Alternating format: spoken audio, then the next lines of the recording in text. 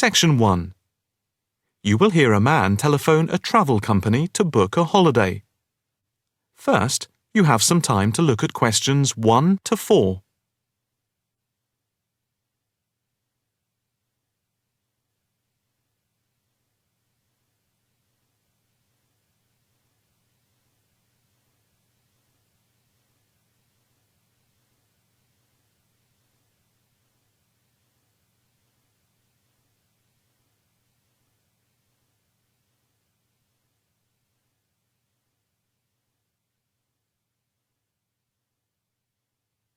You will see that there is an example which has been done for you. On this occasion only, the conversation relating to this will be played first. Good afternoon. Italia Breaks. My name's Margaret. How can I help you? Hi. I'd like to book a short break in Italy. Hotel and flights combined. Anywhere in particular? Yes, Venice if possible. The holiday destination is Venice. So, Venice has been written in the space. Now the test will begin. You should answer the questions as you listen, because you will not hear the recording a second time. Listen carefully and answer questions 1 to 4. Good afternoon. Italia Breaks. My name's Margaret. How can I help you? Hi. I'd like to book a short break in Italy. Hotel and flights combined. Anywhere in particular? Yes, Venice if possible. We've been looking at some of your brochures, and I want to check if you have any special deals. Right. Let's have a look and see what we've got. Right. OK. I've got the screen up. Can you just give me a few personal details? Sure. First, can I just take your name, please, and a contact telephone number? Certainly. It's John Framlington. That's Framlington. And I'll give you my mobile number. I can't always remember it. Yes, here it is. It's 07987 441192. 441192. That's it. And how many people is it for? Just 2 adults. OK. Any particular price range? It's our first wedding anniversary, and we... Congratulations! Thank you. So we wanted somewhere nice, but not too expensive. We would like to make it something to remember. Maybe in the medium price range. OK. How many nights do you plan to stay? 5 nights only. That gives us plenty of time to do sightseeing and to relax. Right. That's 5 nights only. And what type of hotel? We initially thought of going for a 5-star, but that might be too expensive. So we've been looking at 4-star hotels. We've got quite a few in our brochure, but the one I would recommend is the Hotel Scotland. It's 4-star, and I know there are rooms available because I have just made a booking for another client there. I didn't notice that one. I don't know how I didn't see it. It's easy to miss them. I've also stayed there myself, as we sometimes have to go and check out the hotels. And of all the ones I visited, this was my favourite. Oh, right. Before you hear the rest of the conversation, you have some time to look at questions 5 to 10.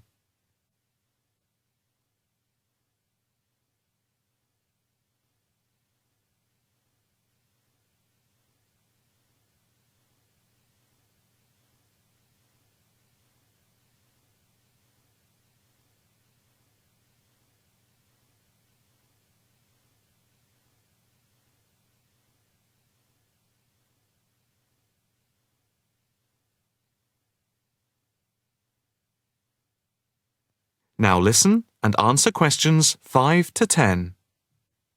What's the hotel like? It has a courtyard for breakfast. It's got 50 rooms. It's just been renovated, and so it's very stylish. Is it in the brochure?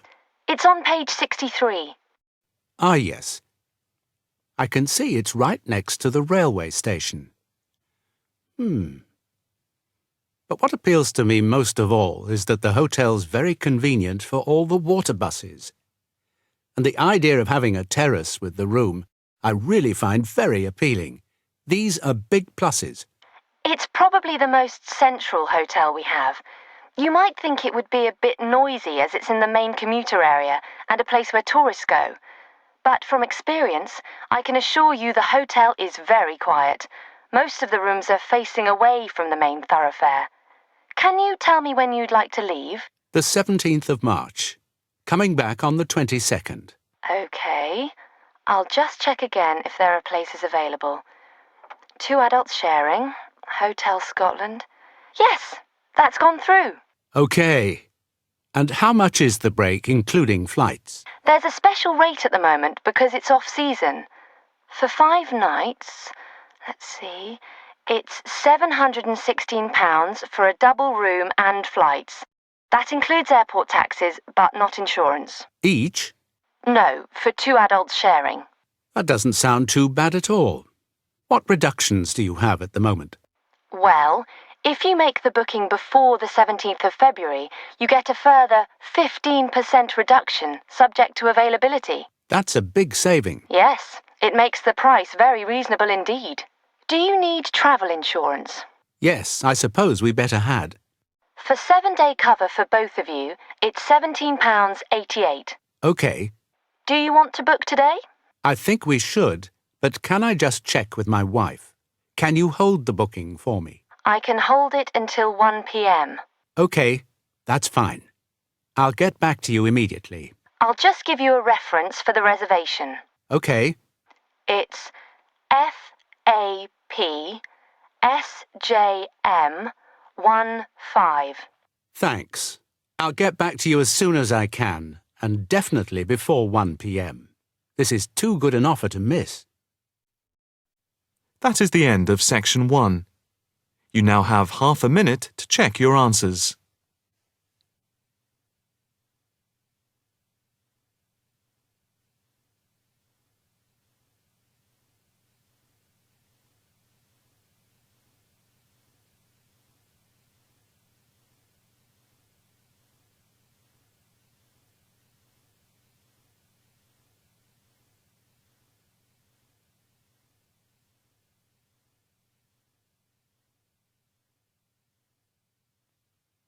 Now turn to section 2.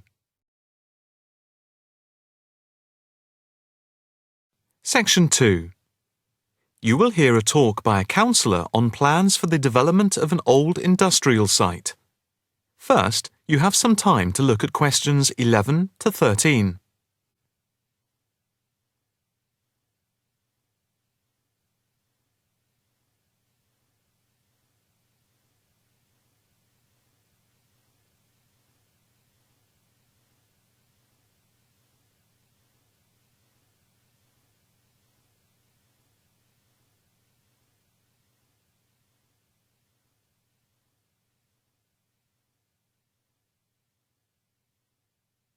Now listen carefully and answer questions 11 to 13. Good afternoon, ladies and gentlemen. My name is Councillor Norma Boyd, and welcome to this exhibition about the development of the old paper mill factory and gasworks site, which has been lying unused for more than a decade. There has been pressure on the council to use the land to build a training centre and a small business park. However, we have been encouraged by local people to create an open area for the benefit of the community, providing much-needed space for recreation. And I now have pleasure in announcing that the plans for the creation of a park, to be called Park Royal, and for flats, have now been approved. I'm also pleased to announce that we have secured sponsorship from local organisations. More detailed plans of the developments are available from the council website, details of which are in your pack. In the meantime, I'd just like to take you through the plan here on the screen. Before you hear the rest of the talk, you have some time to look at questions 14 to 20.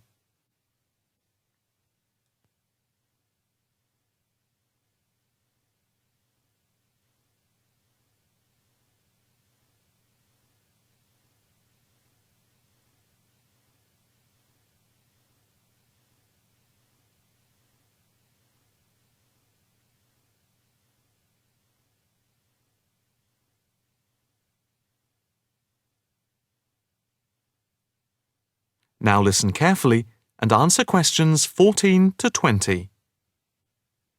If we start here at the bottom, you can see Parkside Street, where the main entrance to the park is. On the left of the entrance, in the bottom left-hand corner of the plan, there will be a block of 40 studio flats. On the other side of the entrance, there will be some workshops for local businesses. There will also be another entrance here, on the top right, which leads into Pear Street. Here, in the centre of the park, we will have an ornamental lake with paths radiating north, south, east and west to the different areas of the park. In the top right-hand corner, just by the Pear Street entrance, there will be a large sports area with 2 football pitches and 4 tennis and volleyball courts.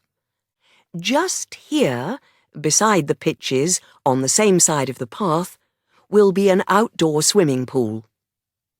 Now, in the top left-hand corner, a walled flower garden is planned with a rockery and a water feature with walkways, seats and lots of shady areas for the summer.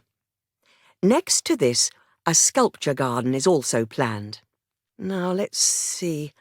Just here, below the walled garden, there will be a grassy amphitheatre with a permanent covered stage for open-air concerts. We hope that local schools and colleges will use this theatre to showcase student work. In the bottom left-hand corner of the plan, you can see that above the block of flats there will be a play area for children, and directly to the right of this, just near the main entrance, there will be a wild area. More trees will be planted here, and in the middle will be built an educational centre for use by local schools to encourage children to take care of the wildlife and look after the trees and plants. And finally, in the bottom right-hand corner of the park will be a cafe, opening on to Pear Street. And now for questions. If anyone would like to ask anything, I and my colleagues are only too happy to oblige. Yes, the lady in the front row, if I could have your... That is the end of section 2. You now have half a minute to check your answers.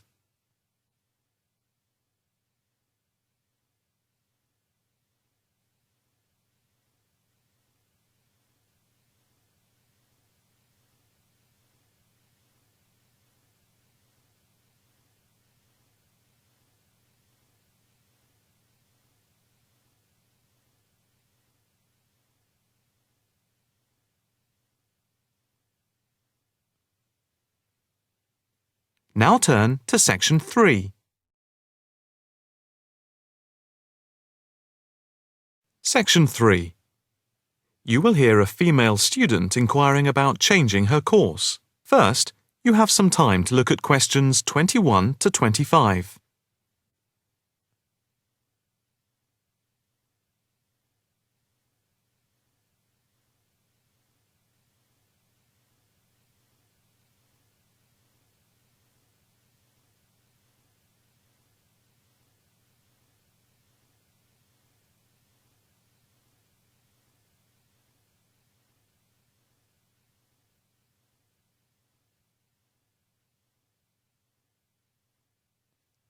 Now listen carefully and answer questions 21 to 25.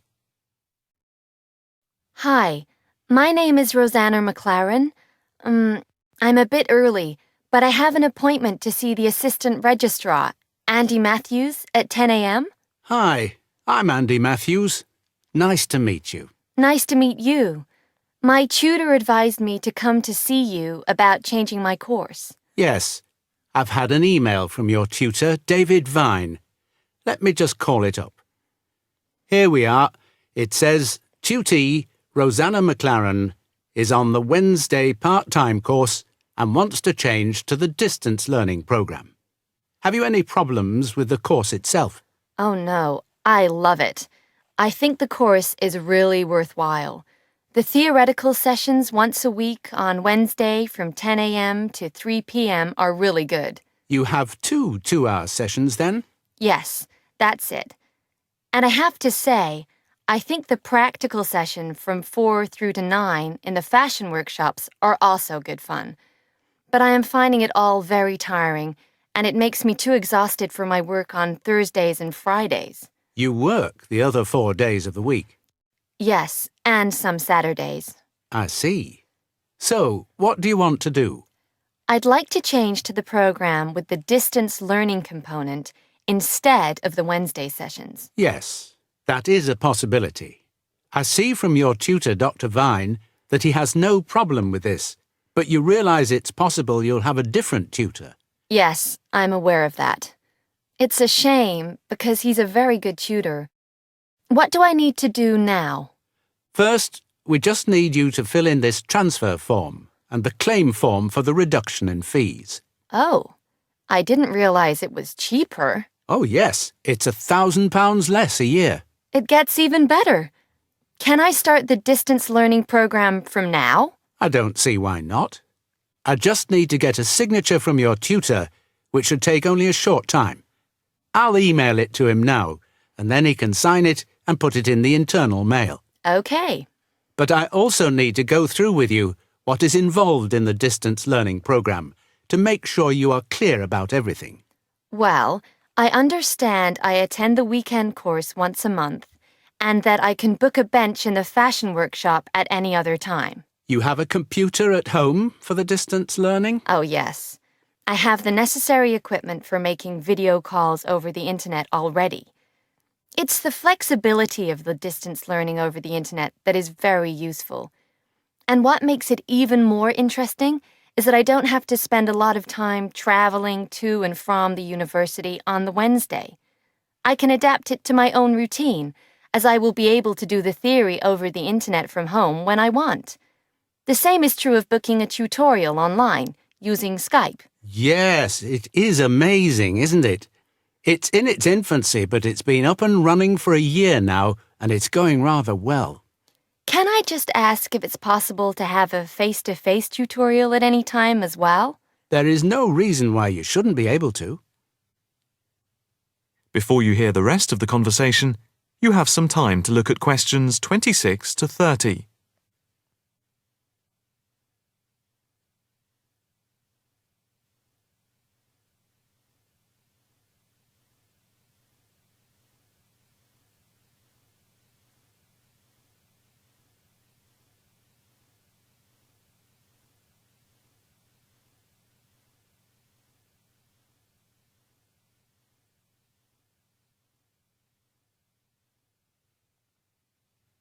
Now listen carefully and answer questions 26 to 30. What about the assessment for the distance learning? I take it that it's the same as for the other program? Let me see. Each month you are expected to keep a written course diary and to present a seminar paper, and at the very end of the course there will be a written exam which will account for 30% of the total marks. What about the coursework? How much does it account for? The design portfolio, which you need to present at the end, accounts for 50%. I would point out just one thing, and that is that on the distance learning program, some tutors like to see the design portfolio twice each term to make sure you're on the right track. But of course you can take it in at any time to show your tutor. And as part of the assessment for the portfolio, you have to present at least one fashion item at a fashion show at the end of the course. Is there anything else? No, that's it. Thank you for all your help. No problem. Hope it all works out well for you now. That is the end of section 3. You now have half a minute to check your answers.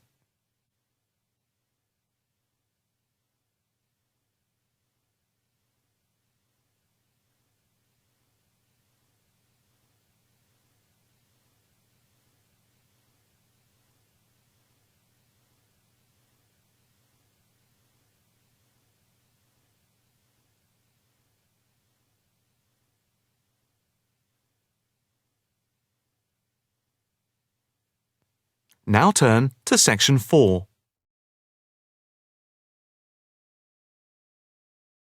Section 4. You will hear a talk on the effect of architecture on people's mood. First, you have some time to look at questions 31 to 40.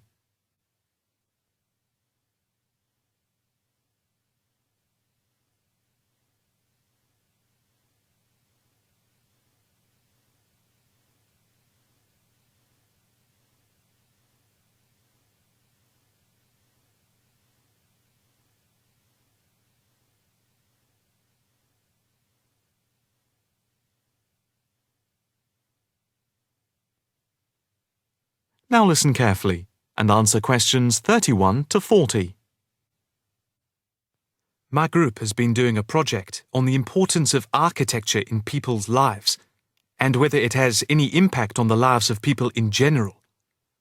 The main part I have played is in the collection of data to find out what effect, if any, various buildings have on people's mood, i.e., whether ugly buildings make people unhappy and whether beautiful buildings do the opposite. We had originally thought of starting measuring people's reactions by using a questionnaire with about 40 questions, which we were going to hand out to people, including students at the university. But we were worried that doing the questionnaire would be too time-consuming for people to fill in, so we gave up the idea. I then asked several of the postgraduate students for advice. One of them came up with the simple idea of showing people images of various buildings from different eras and styles, instead of giving out the questionnaire, and asking them to indicate how they felt on a scale of 1 to 5 about the images, where 1 was unhappy and 5 was very happy. People would also be given the option of not saying what they felt. Using the scale meant that it would be much simpler to record people's reactions. I decided to follow this advice, and so the first stage was to collect a large number of images. I used Google to print off colour images of views of houses and apartment blocks where people live, and different types of buildings where they work. I started with about 30 or 40, and then reduced them to 10 images. Media resources in the Amory building at the Judd Street branch of the university helped me produce the final images. I had them blown up to A4 size, and we used colour rather than black and white to make the detail on the images clearer. We made 5 sets of images, and for protection when handling, we pasted the images onto hard card. Then, using a machine to wrap them with plastic, we laminated the cards. 5 of us targeted different age groups. We went to a local school where we obtained permission to ask a group of teenagers between 11 and 18. We also asked a sample of the general public, including tourists from all over the world, as they exited the Tate Modern in London, what they thought. We aimed to ask people from different age groups, namely 20 to 40 and 50 and over. What our group learnt most from the project was first of all the value of teamwork. And secondly, we found that we had to appoint a leader to stop us pulling in different directions and falling apart. So this turned out to be an invaluable lesson for all of us. As to the findings, for us they proved intriguing. In the end, the sample consisted of 311 respondents. I thought initially that people wouldn't be interested in taking part. With the youngest age group, their reaction was very mixed. It was clear that the youngest group had no pattern of preference at all, as they frequently gave no reaction to the pictures. For the 20 to 40 age group, we found that they tended to score more in the middle range, around 3. We found that out of the 3 groups, the most likely to be favourably affected by the images, that is, they were more likely to score the images as 5, were those aged 50 and above. And nobody in this age group failed to say what their reaction was, which was unique for the 3 groups. In total, I have to say that about 71 people indicated that they had no reaction at all to an image. Our general conclusion is that we need to find out more about why people react as they do, by perhaps giving them a chance to give reasons for their decisions. I would like to finish there and give my teammates a chance to add anything I've missed or take any questions or suggestions. That is the end of section 4.